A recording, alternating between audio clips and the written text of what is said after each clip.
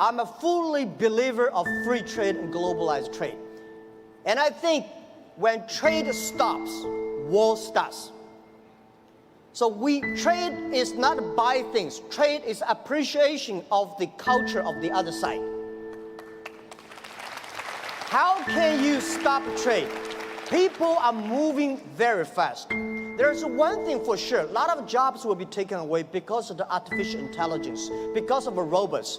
Don't worry about that. People say, artificial intelligence is going to control, machine is going to control human being.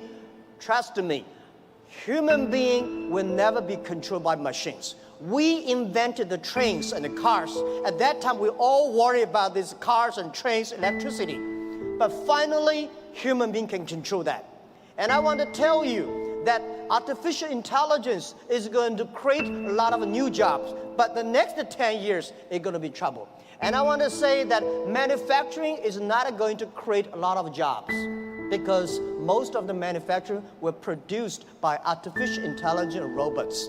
The service industry, tourism is going to create a lot of jobs. Service is going to create a lot of jobs. But when people don't have jobs, what are people going to do? So a lot of people worry, what are they going to do? I tell you, at that time, most people will only work 4 hours a day and 3 days a week. But how can we surviving? I tell you, even if you work 4 hours a day, 3 days a week, you will still be very busy. My grandfather working 16 hours a day in the farm. He said, I'm very busy. We work 8 hours a day, 5 days a week. We think we are very busy. So I tell you, when you only work 4 hours a day, 3 days a week, you will be very busy. You will travel all around. You will always mobile. You will always on the car, because normally we only visit 30 cities in our life. 10, 20 years later, you will visit 300 cities in your life. So you're always on the way. When you're always on the way, you are always mobile. When you're all mobile, how can you stop globalization? It's impossible. People love to trade. So remember one thing, the way trading, the formality of trading is completely changed. Normally, small business, big companies go to the trade shows. We small business, we don't have a budget. We cannot get the visas. We cannot have the time to go to the trade shows. The best trade shows is online. In the future, it's not e-commerce, it's e-business. In the future, there will be no made in China, made in America, made in Canada. In the future, most of the products made in internet. You may design here and sell there and assemble it here. So all the things, next 10, 20 years, the way we do business is totally different. So get ready for that. So the distance is no longer being issues. Think about it. The questions we got 15 years ago when we do e-commerce in China, people say, how can you deliver things from Beijing to Shanghai in 5 days? How expensive? What's the cost of delivery? Today, we can deliver Beijing to Shanghai, like 3 or 4 hours. Within 24 hours, most of the cities in China will be covered. Most of big cities, half an hour will be covered. Our vision is that in next 10 years, most of the countries in the world will be 72 hours. So distance is no longer the issue. Sell things from Toronto to Chicago, there's no difference between Toronto to Chicago and Toronto to Shanghai. Everything will be delivered within 72 hours. Because of the new supply chains, things could be even more efficient. Things could be much more cost effective.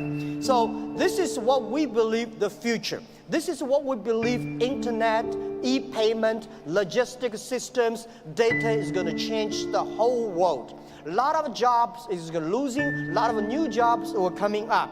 And I want to tell you that for all these small business entrepreneurs, remember one thing, 80% of the small business in the future must be globalized.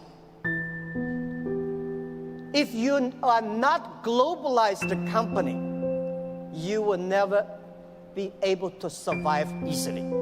And if you do not use the internet to globalize, not necessarily Alibaba. If you do not use the internet to globalize your business, you will not have a chance. If you do not know C2B, because last century manufacturing is about a B2C. In the future, it's got a C2B, consumer to business. So all the model is going to change. Every small business, all the young people here, think globally, think big. Right? You only in the past, you only do things if you do things in your only small county, you're a small tiny business. Small business can leverage the internet technology, leverage the market, go across the board. Think big and think out of the boundary. This is a Prime Minister. I absolutely agree with that. So it's never too late. Never too late to learn to that. Internet is just the beginning. E-commerce is just the beginning. The good thing about the young people is that we always keep learning. One of the reasons people say, what's the secret of China grow so fast? One of the things that we Chinese learn very much in the past 30. We learn a lot about America. If you today go to New York, pick up 100 Americans on the street, how many of them can speak more than 10 Chinese words? Very few. If you're in Beijing, Shanghai, you grasp 100 young people and ask them how many of them can speak more than 20 English words, 80 of them. That is, you learn. When you appreciate, when you're open-minded, when you learn from others, you make progress. So this is